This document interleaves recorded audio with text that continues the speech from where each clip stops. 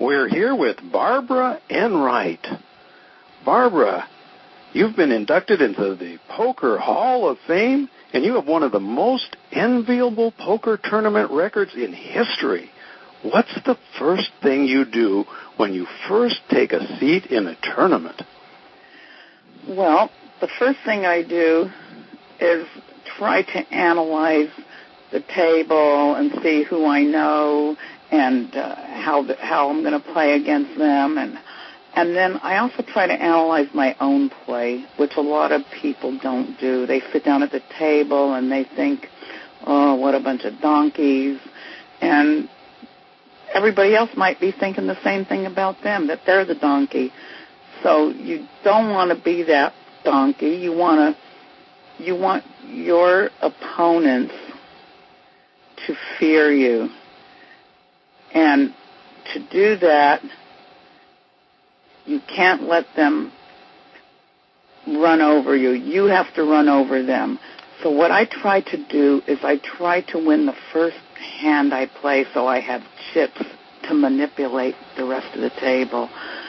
I got to get chips first. I try to play very tight in the beginning until I get double up and then quadruple up, and then I can run over the table, and then they'll fear me.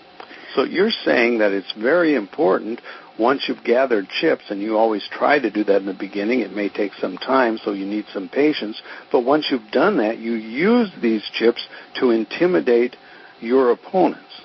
Exactly. I use my chips as a hammer and my opponents as nails. I like that. That's very good. But you're saying when you first sit down, Barbara, what you do is you look around you, and maybe you've seen some of these players play before, and those ones, then you have an idea how they play, and otherwise you're going to study them. And you say it's not a good idea to just look at all your opponents as donkeys because perhaps they're dangerous? Exactly, Mike. Sometimes an opponent sees me as a loose player because I'll start getting aggressive when I have a lot of chips, and I will play more hands, and they'll try to check raise me, which they used to do a lot. And now I know what they think of me, so I'm going to change my play. So I'm not going to let them check raise me. I'm going to just check right behind them if I don't have anything, because I'm not going to give them that opportunity. So not only do you try to study your opponents or remember what you've learned about them in the past, but you are aware that they have some perceptions about you. Exactly. And the ones that, sometimes I can tell by just the remarks they make at the table, like they'll check to me, and I'll check, oh, you didn't bet that? Well, I know these are the kind of people that are expecting me to bet, so I will bet when I have something. In fact, I'll value bet when I have something, just so they'll call me with their ace high or their 2 4s.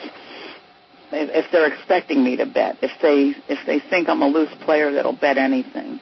So this is all part of setting your stage, which has been so successful for you, for your future plays in the tournament then.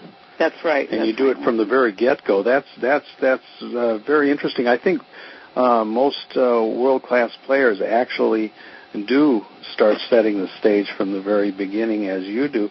You know, there are not just one-buy tournaments, but there are also rebuy tournaments. I was curious to know what you think about rebuy tournaments. Well, personally, Mike, I don't like rebuys that much, but sometimes they're worth playing, because sometimes there's a huge guarantee for a small buy-in, and it's just worth it. There's a good overlay. So I think if you feel there's enough players and enough money in the prize pool that, say the tournament is $100 with a rebuy and there's a $100,000 guarantee, if you think getting to the top money is worth $200 or $300, then I would say rebuy, but I wouldn't rebuy late in the tournament.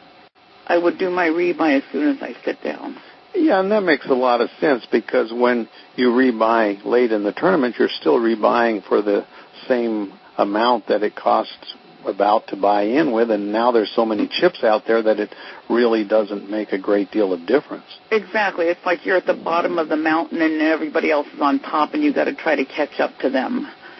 And it's tough. I mean, you can do it, and it happens sometimes, but it's tough. But I would rather have the advantage in the beginning. For example, there's a tournament that I play on the Internet for, it's only $11 with $10 rebuys, but there's a $55,000 guarantee.